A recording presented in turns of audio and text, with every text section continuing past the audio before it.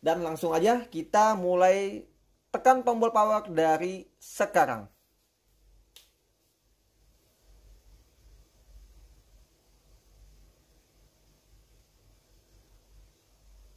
Wow, gila. Setelah diganti SSD teman-teman, dia bener-bener nggak pakai loading segala.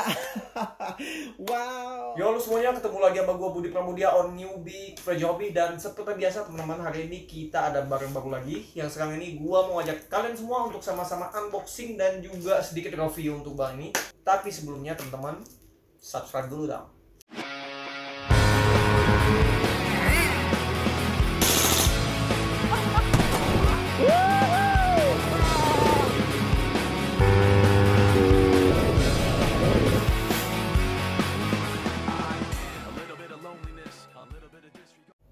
Ya oke, teman-teman, untuk barang kita kali ini dikirim oleh Dominex Prime untuk gua sendiri dan isinya adalah WD Black SN750 500 GB M2 NVMe SSD Western Digital ya teman-teman ya.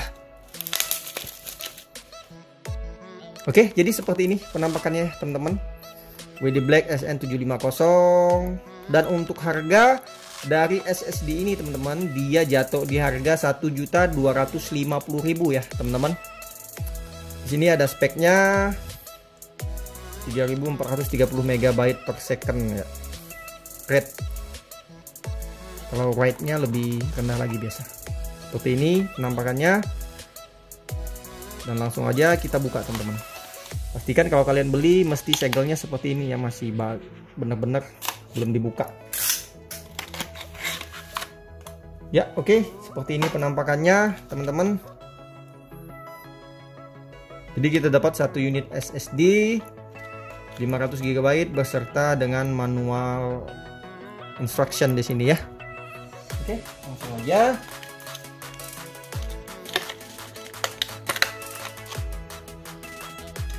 Ya. So, jadi seperti ini penampakannya.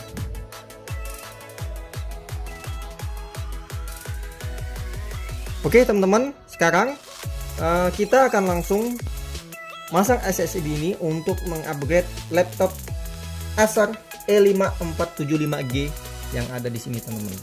Karena ini laptop buat kerja ya, jadi gua butuh cepat. Ini buat karyawan gua. So langsung aja kita mulai prosesnya. Pertama cabut charger, tutup ini, terus cari alas untuk ngalasin mejanya supaya laptop kita nggak rusak teman-teman ya. Nah, oke, langsung aja kita buka.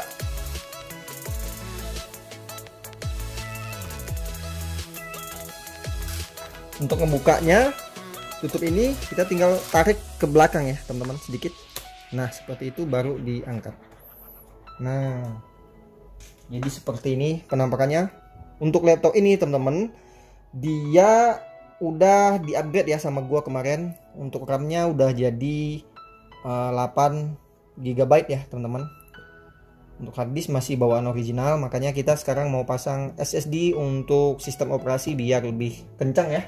Ini kalau bisa nih bagian yang ini nih dikuas dulu ya, biar takutnya ada debu benang atau apa. Sini juga sama, dikit-dikit. Nah tinggal kita masukin seperti ini teman-teman. Jadi ini ada sedikit lubang, jadi ini bisa ngepas ke sini teman-teman ya. Nah setelah masuk seperti itu, oh iya ini sorry, ini ada sekutnya ya teman-teman. Nah untuk laptop Acer E5 475 ini teman-teman, gue dengar ya untuk seri E5 ya pokoknya ya, kadang ada yang nggak dapat sekrup ini, jadi kalian mesti dapetin sekrupnya. Kalau yang gue ini kebetulan ada syukurnya, jadi gue nggak perlu nyari sekrup, tinggal pasang aja. Oke, dikunci, jangan terlalu kuat dan jangan terlalu kendor ya teman-teman. Pasang kembali, jangan dikunci dulu aja. Kalau udah bener-bener beres baru gue buka aja alasnya, licin bahaya. Pasang sekarang kita nyalain teman-teman sambil memencet F2 ya teman-teman, supaya kita masuk ke BIOS untuk memastikan bahwa SSD tadi udah masuk teman-teman. Oke, kita cari. Oke, ini teman-teman, WD ya, ada ya di HDD 1 model name WD S500G ya. Ini 500 GB. Dan coba lihat di sini kita sistem boot modenya ya UEFI ya teman-teman. Ingat bahwa kita boot modenya UEFI. Sekarang kita exit USC supaya kita masuk ke Windows.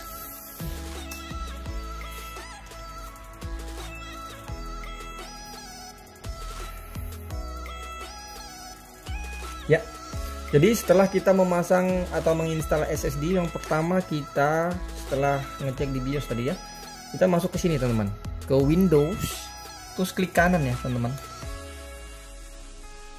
Klik kanan, kita masuk ke disk management ya. Masuk ke disk management. Ini laptop agak lemot ya, memang kasihan karyawan gue kalau pakai laptop ini ntar makin lambat makin pusing. Jadi makanya gue pengen upgrade tuh, masuk ke disk manajemennya dia lama. Nah, jadi di sini udah kebaca nih teman-teman, disk 0 ya, dia otomatis nih. Biasanya sih nggak begini yang waktu gua. Nah, karena tadi kita udah ngecek di UEFI ya teman-teman, bukan legacy, jadi ini kita milih GPT ya, udah bener ya, kayaknya dia udah otomatis milih sendiri yang tepat, tinggal kita oke nih teman-teman. Nah, setelah itu teman-teman, kita klik kanan di unallocated sini, klik kanan, kita pilih new simple volume ya teman-teman ya. Terus next, maximum space, minimum disk space in MB. Oke, simple in MB. Ini kita biarin aja. Nah, karena nggak juga gede 500, nggak usah kita bagi-bagi. Terus next, kita di sini milih assign drive leader ya teman-teman. Nah, ini kita pilih, kan gua ada C ada D, E dong ya. Tapi ini kok nggak ada E ya? Waduh, E nya udah nggak ada teman-teman, berarti kita F deh, nggak apa-apa. Terus next. Nah, format this volume with the following setting. File system NTFS ya teman-teman, benar. Allocation unit default volume label perform quick format, udah oke. Ini udah benar, jadi dia udah langsung format ya teman-teman. Biasa gue pernah ngupgrade GPirus, dia nggak ada pilihan ini teman-teman, nggak ada option, jadi gue harus format sendiri. Kemarin sempat nggak di format, waduh hasilnya nggak benar teman-teman. Gue nggak tahu sebabnya, gara-gara nggak di format atau apa. Tapi setelah gue format jadi NTFS dari RAW, dia baru jadi benar. Nah, makanya ini udah langsung format dia. Ini bagus sih, mungkin ini dari sistem SSD nya atau sistem Windows nya. Oke, next and finish ya teman-teman, udah beres. Nah, sekarang dia udah terbaca sebagai disk F teman-teman. Jadi sekarang dia udah ada dan udah format file sistemnya NTFS ya teman-teman, udah nggak RAW. Biasa kalau kita beli SSD masih baru, dia masih mentah RAW dia. Oke, ini gua close. Untuk ngecek kita langsung masuk ke file explorer aja. Di sini udah kebaca ya teman-teman, F. Gue heran kok nggak ada E ya. E berarti buat itu ya, USB ya. Terus sini ada D, C, D, langsung F dia. Coba properties, benar nggak? Ya benar ya teman-teman, 465 GB. Nah, sekarang tinggal kita mindahin sistem teman-teman. Biar file ini juga ikut, kita pakai cloning aja teman-teman. Nah ini karena SSD gua lebih kecil dibanding hard disk gua, jadi gua pakai ISAS to do aja teman-teman. As to do backup ya. Nah kalau ini dia bisa cloning dari sumber yang gede ke yang kecil karena bisa dibagi dia. Kita buka dulu pilihannya, siapa tahu lebih jelas di dalam. Oke, sekarang kita cari data recovery, partition manager, backup and restore. Backup and restore ya teman-teman ya. Cari backup, to do backup home. Yang free cuman to do backup ya teman-teman ya. Ya mungkin kita pakai to do backup aja ya. Coba.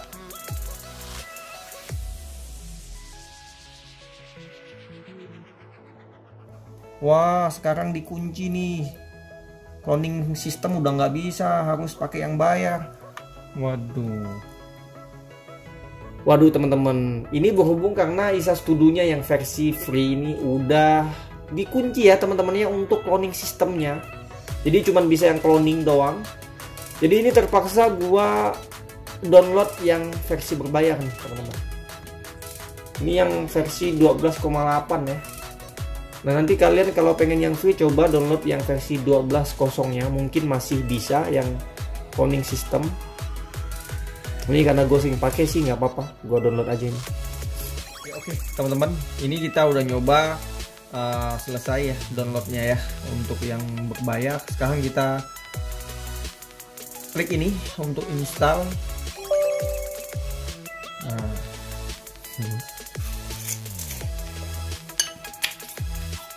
ya simpannya di C. Oke lah.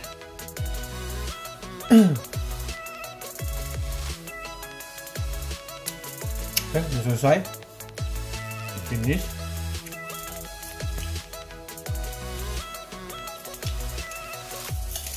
Terus langsung kita buka.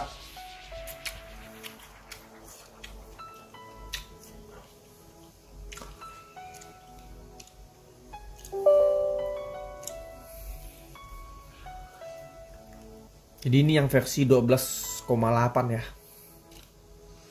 Oke, nah sekarang ini kebuka nih teman-teman. Terus ini targetnya ke disk 0. Oh iya, ini jangan lupa optimize for SSD. Terus oke. Set. There is no sufficient allocated space on target disk. The program will be deleted following partition as system call. Kita coba ya, jangan aja bilang data di laptop ini dihapus sama dia ya. Wadaw, tolong selamatkan saya. Jangan bilang data di laptop ini dihapus sama dia ya. Ya oke teman-teman, jadi di sini udah selesai ya sistem clone-nya ya, udah 100%. Nah, sekarang tinggal kita klik finish di sini. Finish. Tutup dulu, terus kita shutdown dulu ya teman-teman. Sesuai perintahnya tadi. Ya oke teman-teman, lampunya udah mati. Sekarang kita nyalain, pencet ini sambil tekan tombol F2 ya untuk masuk ke menu. Tahan aja F2 nya, nggak usah dipencet berkali-kali. Nah sekarang udah masuk teman-teman. Jadi kita cek dulu di sini WD Black kita 500 ini di HDD1 ya teman-teman ya. Terus kita aktifkan tombol F12 boot menu ini untuk jaga-jaga aja. Kalau misal nggak kebaca SSD-nya, kita bisa ngecek lewat situ juga. Ini kita enter, terus kita enable ya teman-teman. Oke, terus kita masuk ke apa nih? Password di situ, ini main touchpad boot menu, network boot disable. Oke, kita pindah ke sebelahnya. Nah, Untuk boot teman-teman, boot modenya, boot priority-nya ini kita ubah teman-teman. Boot mode UEFI betul tadi ya. Terus ini kita ubah dari yang WDS 500 ini teman-teman, yang SSD kita jadikan ke nomor 1 teman-teman. Caranya ada di sini. Tekan F5 atau F6, naik F6, turun F5. Nah, kita berarti untuk naikin ke F6. Nah, kita akan jadikan 1, jadi dia sebagai boot priority teman-teman. Terus exit and saving change. Nah, terus configuration-nya save, yes. Nah, dia pun restart, dan mudah-mudahan ini udah berhasil booting lewat SSD ya.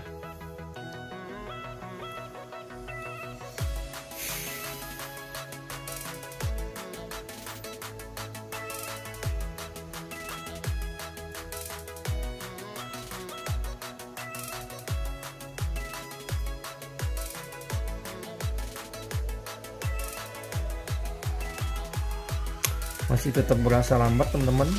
Jangan-jangan kita tetap gagal ini.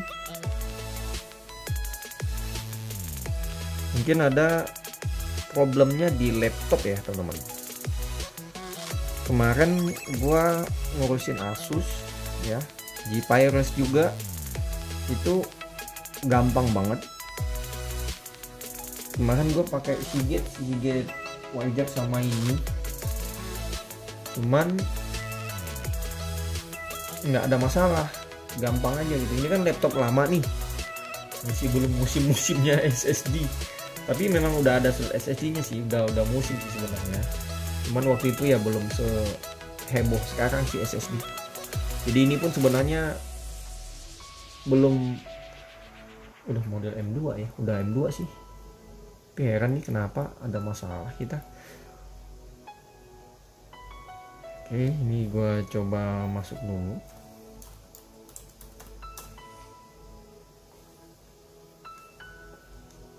Kita cek disk F kita apakah udah terisi.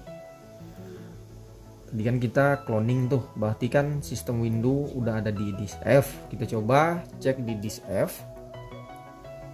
Nah, udah ada sih teman-teman. Jadi ini yang file C sih ya, ini yang masuk ke sini. Tapi di sini nggak ada logo Windows-nya kita. Heran. Nah, ini kan local disk C kan ada logo Windows nih teman-teman. Nah, ini nggak ada local disk F-nya. Kita coba shutdown sekali lagi. Kita cek lewat F12 apakah ada pilihan. Jadi kan udah kita aktifkan tuh F12-nya. Itulah kenapa tadi gua coba bikin tombol F12-nya jadi enable supaya kita bisa memastikan aja teman-teman. Untuk lebih pasti lagi, kita bisa lepas hard disk teman-teman. Oke, sekarang kita coba teman-teman. Pencet tombol power sambil tekan tombol F12. Tekan tahan ya. Nah, ini baru teman-teman, baru ada pilihan. Nah, kita sekarang sistem bootingnya udah ada nih teman-teman di Windows. Nah, sekarang baru kita pilih ke nomor 2. Terus enter ya untuk memilihnya ya. Oke, semoga ini berhasil dan bootingnya jadi cepat. Bismillahirrahmanirrahim.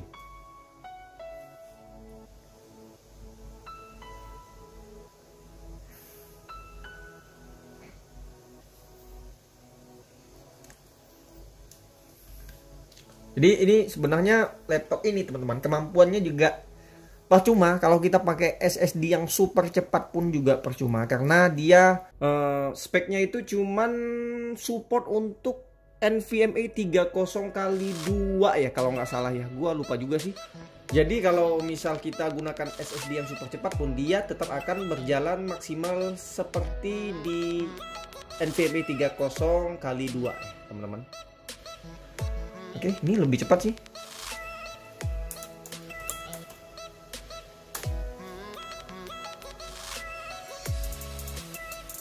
Lebih cepat dari sebelumnya sih tadi ini bootingnya. Nah, kalau gue lihat lebih cepat dari sebelumnya. Untuk memastikan kita shutdown, kita lepas lagi teman-teman hard disk ini untuk memastikan sekali lagi apakah memang udah berhasil. Kalau hard disknya dilepas dan dia tetap bisa, itu udah pasti berhasil. Ini gue tutup, sekarang kita lepas. Nah, tarik ke belakang gitu ya. Now, ini cara lepasnya, ini didorong ke sana sambil angkat ya teman-teman. Nah, seperti itu. Ini kita cabut, hati-hati, ini ada kabel. Jangan sampai kesentak kabelnya. Ini mesti hati-hati ya. Nah, kayak gitu. Oke, ini gua simpan sini dulu. Ini harddisknya kayak gini ya teman-teman. Jadi kalau kalian mau pakai SSD model SATA pun ini udah langsung bisa. Now kita tutup kembali and let's try again. Bismillahirrahmanirrahim. Oke, kita coba teman-teman. Tada. Semoga bisa. Kalau bisa berarti udah bagus. Ya, berarti kita udah sukses teman-teman. Nah, sekarang baru dia bisa. Wah, ternyata udah nggak bisa pakai yang versi gratisnya ya. Kita pakai itunya, Isa Studio-nya. Wih, cepat boy. Cepat boy. Waduh. Gila. Cepet. Wah, ini udah kayak laptop mahal ini. Gila, masa bootingnya sekian detik doang.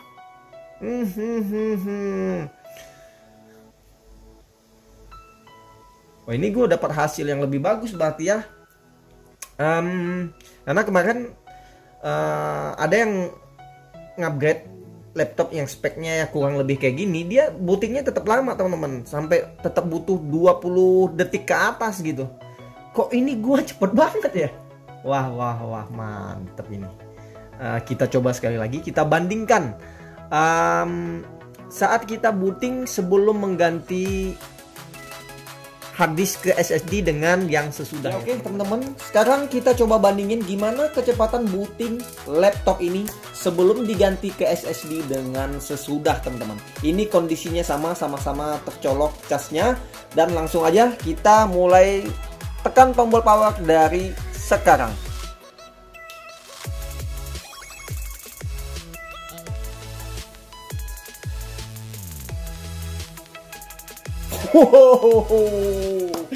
Gila. Setelah diganti SSD teman-teman, dia benar-benar nggak pakai loading segala. Wow, gila. Jadi terlihat jelas ya teman-teman, perbandingannya sangat jauh sekali ya teman-teman. Ini sangat cepat sekali. Gila, ini udah kayak laptop gua, kayak laptop GeForce gua nih teman-teman, laptop gaming gua.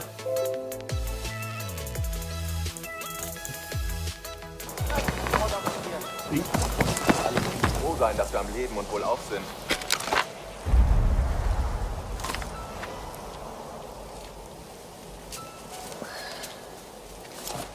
Der Richter sagt: Herr Winkler, kennen Sie die Strafe für Bigamie? Er antwortet: Jawohl, Herr Richter, 2 Schwiegermütter.